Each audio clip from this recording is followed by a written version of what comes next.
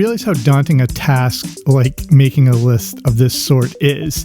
Not to mention there's no way to make one without upsetting someone or throwing it off, and no one's going to agree.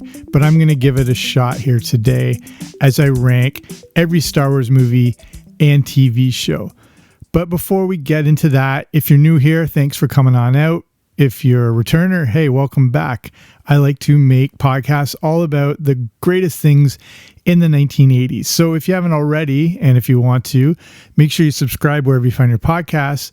I should be there. And also a quick shout out, if you're part of patreon.com and the Everything 80s Movie Club, I just released a movie review of The Princess Bride. So go check your feeds there, patreon.com/80s. If you want to learn more about what that is, just stick around to the end of the episode and I'll fill you in. So let's get to this. So there are plenty of lists that rank all the Star Wars movies, but I want to include the TV shows because especially with Disney Plus now, Star Wars and TV have become a powerful combination. I'm going to focus on just the live action movies and TV shows. I realize there's an entire world of animated Star Wars content, but that could keep us here for days, and I have not seen a lot of it. And I would probably have to lie down if I tried to make a list like that. And of course, lists like these are as subjective as they come. I think, however, that I come at it from a decent perspective. I was a little kid when Star Wars hit its stride in the 1980s. I was basically a baby when the original one came out, but I was coming, into my own as far as embracing all things pop culture by the time The Empire Strikes Back came out and Return of the Jedi. And when the prequels came out, I was now in high school. So I think I was of the age that most anticipated their release. So I've seen the entire landscape of Star Wars over my years. So I hope I can put that perspective to good use. Okay, so we're going to order them from worst to first. I've got 16 entries here between the movies and the TV shows. Okay, here we go. Number 16, Attack of the Clones. I tried to rewatch Attack of the Clones the other day and I just couldn't do it. I got about halfway through before turning it off. I mean, I don't know. The acting is brutal. It looks like it's one long video game as far as just all the CGI. It's so clunky and lost. Interesting though, this was one of the very first movies ever that was shot 100% digitally. And I think the issue is that they filled the screen with as much technology and CGI as possible, and it just distracts from the heart and soul of Star Wars to me. Here, technology takes precedence over everything else. This was also the second part of a new trilogy, and I think we had our expectations high for, maybe another Empire Strikes Back, and this was really going to turn this whole thing around. But the film just seemed to drag on talking about, trade embargoes and government policies, things kids just love. Number 15, Ewoks, The Battle for Endor. So Battle for Endor came out in 1985 and was the second made-for-TV Star Wars offering. Well, technically the third. There is another, but we'll get to that in a moment. Battle for Endor capitalized on the enormous popularity of the Ewoks. It's all about an orphan girl who joins up with the Ewoks to protect their village from the evil marauders. So this is technically a sequel to the first Ewoks movie. We'll cover that in a sec too. But this thing goes off the rails pretty quick. Even as a kid, I remember thinking this thing sucked. It felt like an unrelated spin-off that they just slapped a Star Wars logo on. It's based on a story by George Lucas, but was adapted so heavily that it barely represents the Star Wars universe. You can catch a bunch of these on Disney Plus, and they've put out this Star Wars vintage thing, which I've talked about here before. So depending on your age, you may look back at it fondly, but it does not hold up well. All right, number 14, The Phantom Menace. And it's just that the disappointment never left. In fairness, how in the world was this movie going to live up to the hype? It was borderline impossible, but it still does have some redeeming moments. I think when we went to see the first of the new prequels, we were looking for a rehash of the original trilogy, but that wasn't the point of this film. Still, I remember leaving the theater feeling hopelessly let down. Some things that stand out, though, are like the pod racer scene, the Darth Maul duel, and it features some of the best music John Williams ever composed. It's unfair to criticize something for not being exactly like the original movies because we still have those to go back to. I think the problem is The Phantom Menace completely lost the tone created by The Empire Strikes Back and Return of the Jedi. It seemed a little too cartoony. And then, of course, having Jar Jar Binks in it just didn't help either. I think the most telling sign The Phantom Menace didn't work is from a documentary. You can find it on YouTube. It's called The Beginning, Making Star Wars Episode 1, The Phantom Menace. And as he's watching some of the first cuts of the film, you can see the dread washing over George Lucas. He's just got this look like, I've got a terrible feeling about this.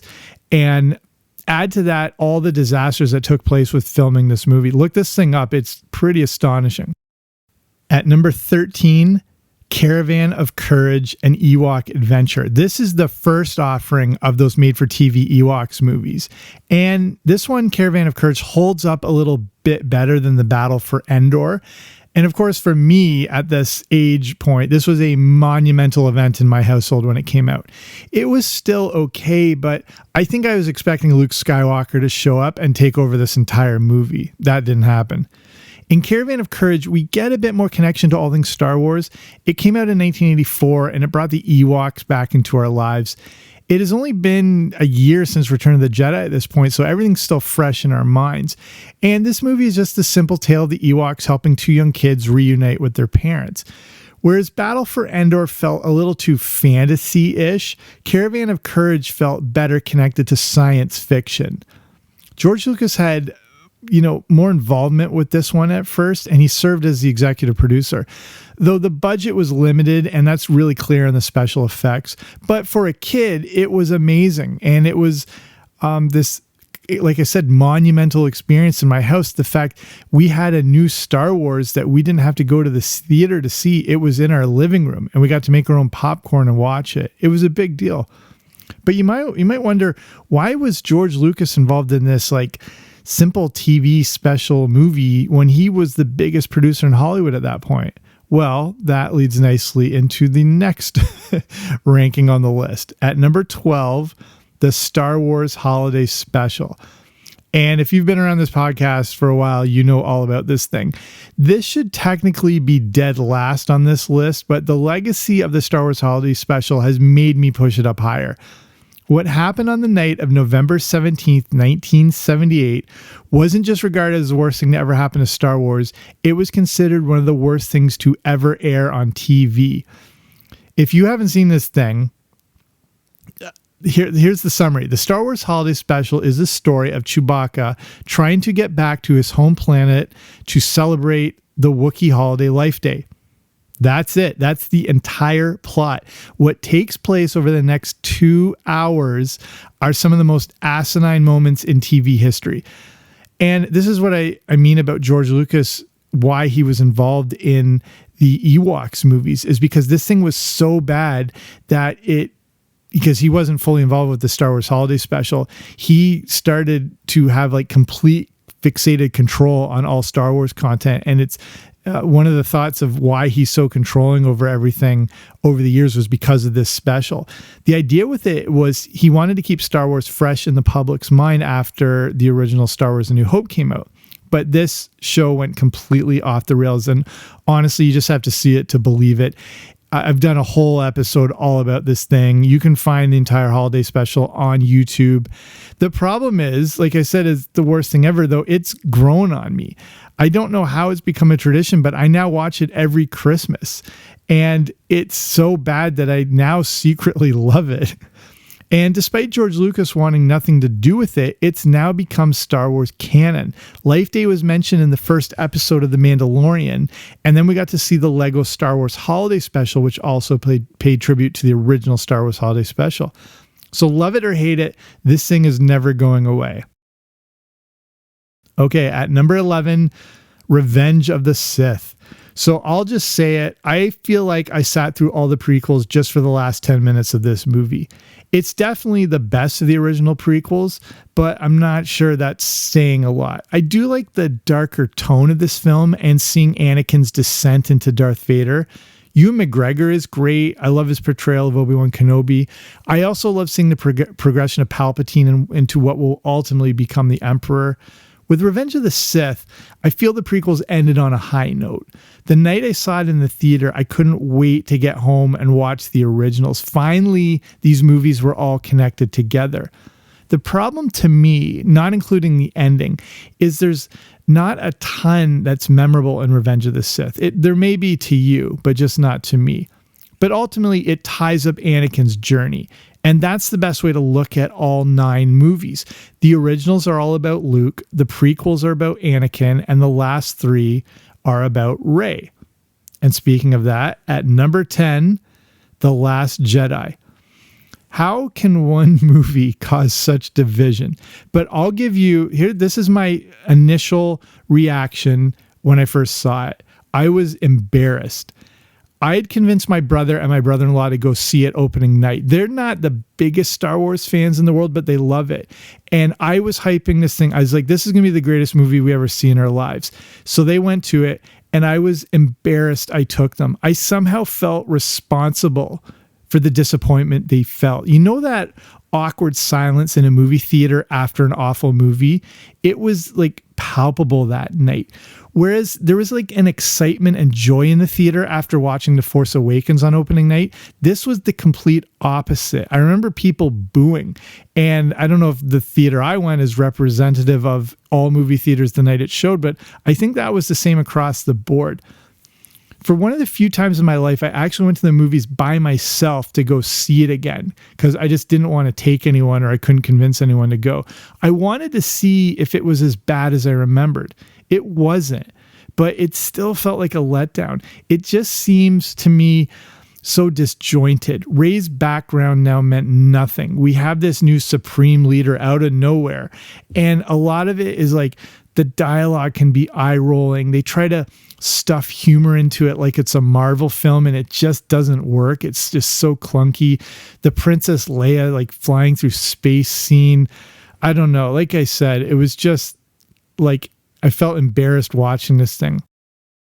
With more viewings, however, I do think it's decent. I think it took a little while to get going. But the initial impressions still mean a lot. I will say, however, it's visually stunning and probably has the most impressive visuals of anything ever done in Star Wars. At number 9, Solo.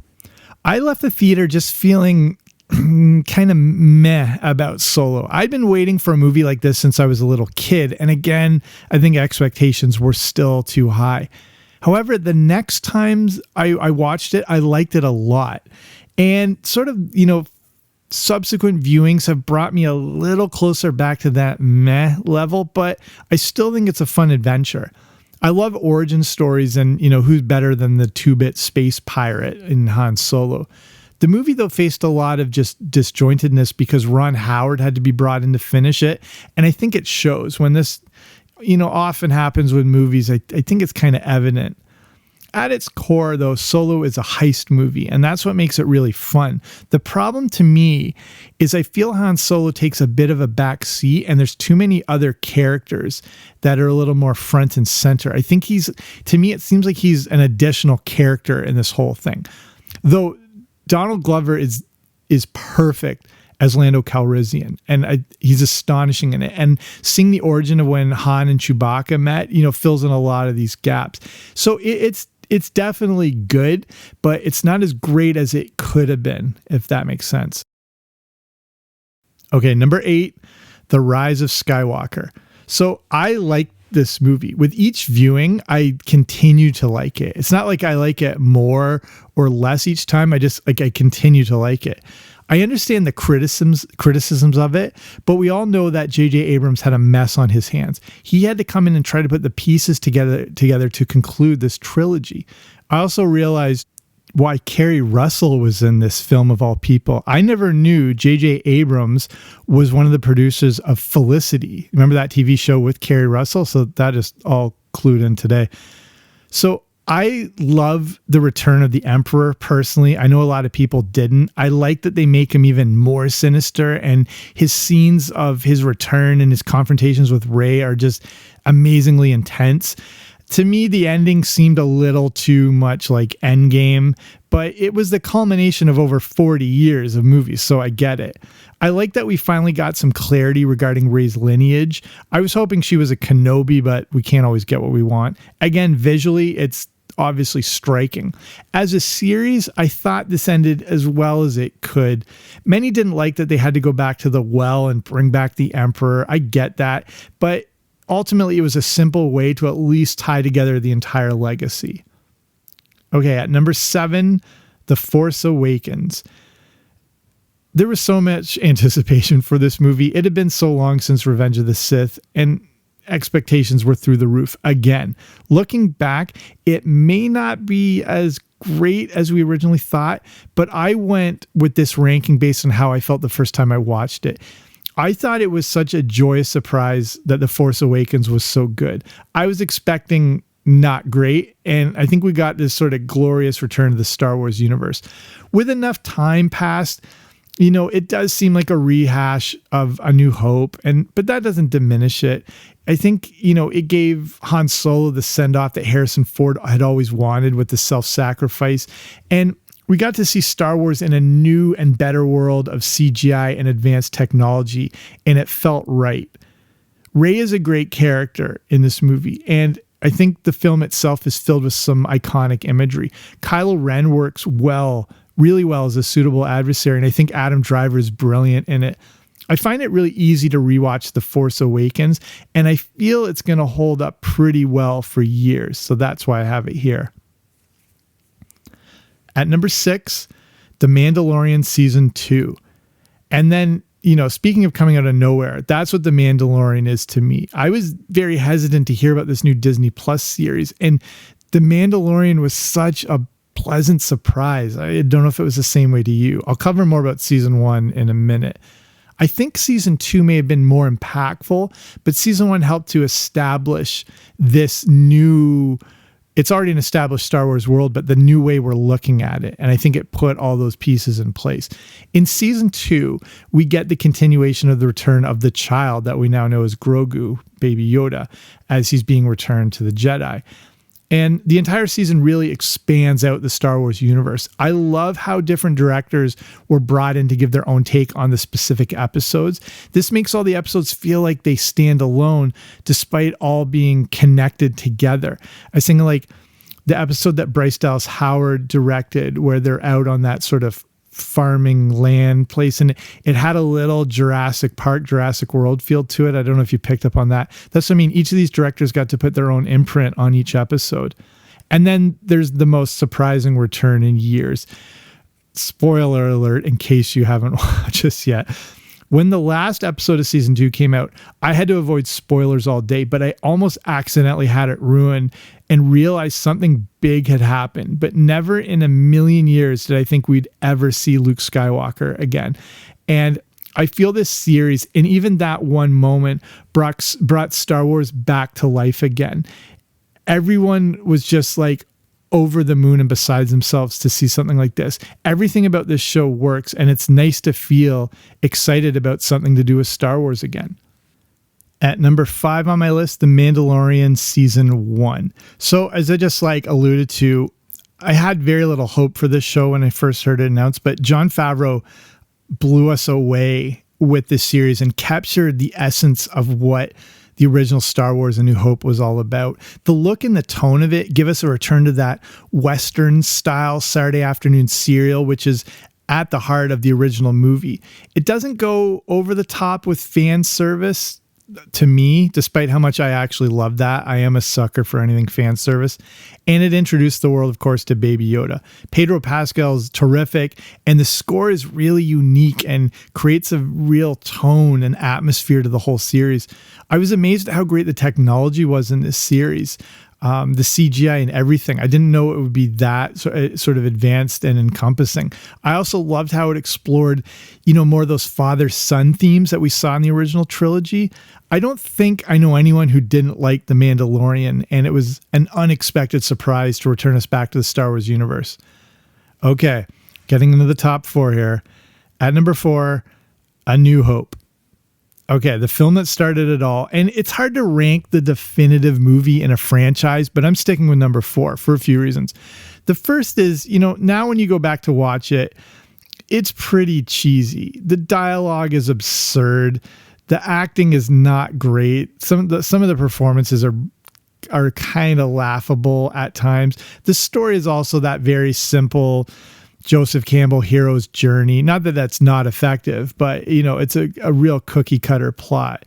Again, that doesn't matter. This movie is astonishing still, especially when you consider it's, coming up on 45 years old. If you watch a 4K copy of this thing, it looks like it was made 5 years ago.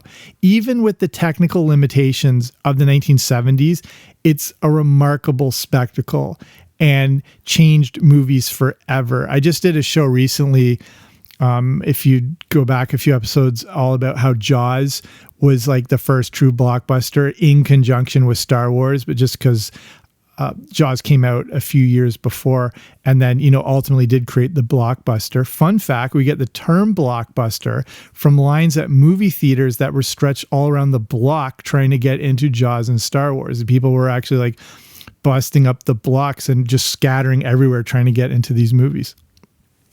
Okay, number 3, I understand if you probably turn this off here, Rogue One. I love Rogue One. I'm a sucker for anything that takes place, sort of alongside something we know is already happening. Rogue One is taking place as Star Wars is happening, and they connect by like within 10 minutes of each other. I love, to me, that it improves the viewing of the original. I also love that they base the entire movie on just 2 lines from the opening crawl in A New Hope.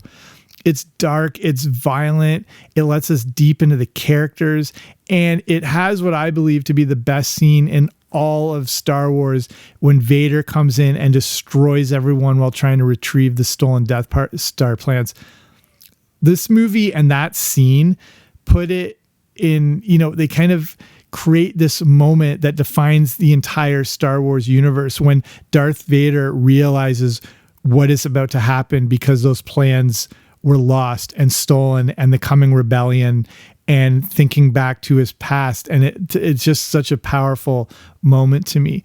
And everything that happens in this movie feels important because we know how it's going to play out. It feels raw and gritty, and the battle scenes are astonishing.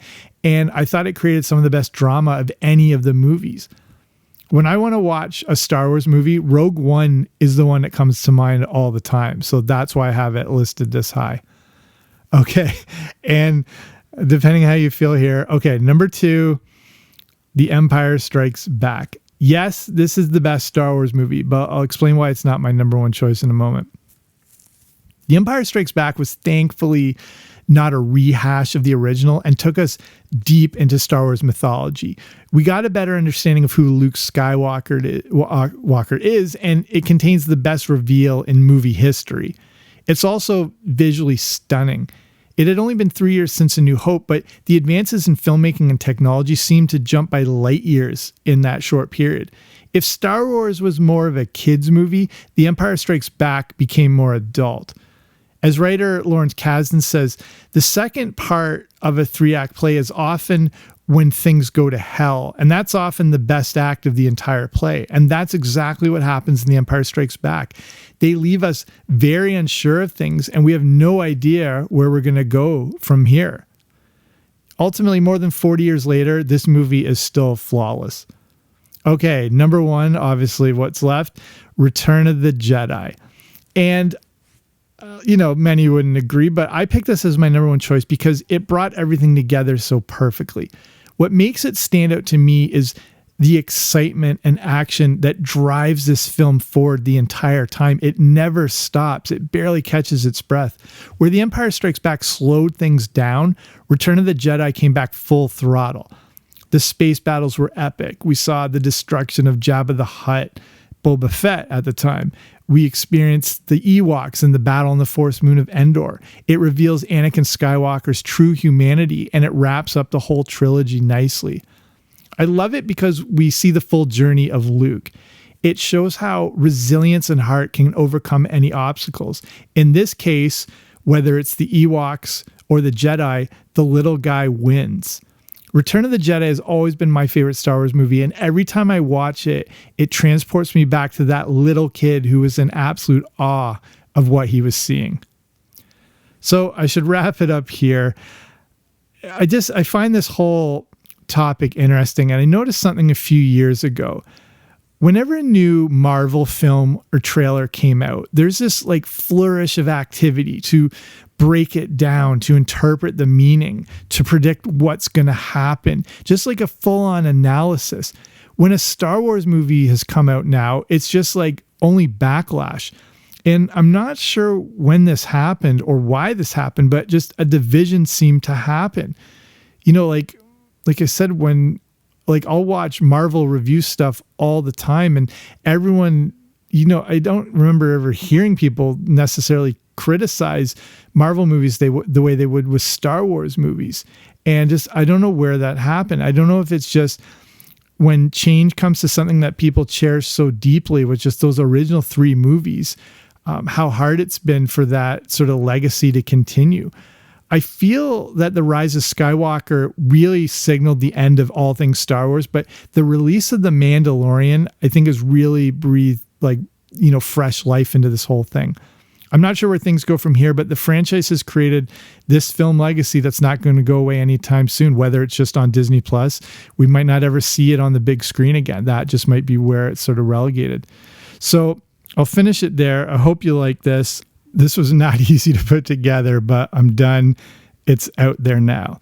So I'll just finish like I mentioned at the start. If you want to take off now, close this out, that's cool. But as I was just mentioning at the start about Patreon, that is a way to support small shows like this through like a small monthly, basically donation as low as like $2 a month. But then there's different tiers, and with each tier comes different rewards. So the Boba Fett level gives you access to the Everything 80s Movie Club. So that's where I just reviewed The Princess Bride, and I review a whole ton of the good, the bad, and the ugly of 1980s movies. If you want to see more, just go to patreon.com/80s. So patreon.com/80s, or wherever you're listening, there'll be a link that'll take you there. Okay, that's it for me. I will be back soon with a new episode. Don't you dare miss it.